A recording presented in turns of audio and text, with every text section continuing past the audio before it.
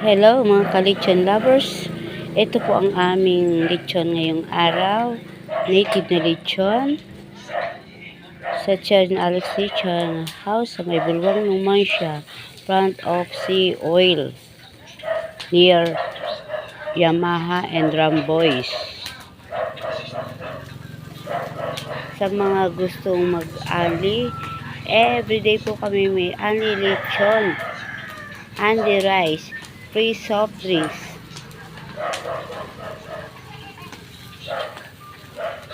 Ayan, malapit na po maluto to.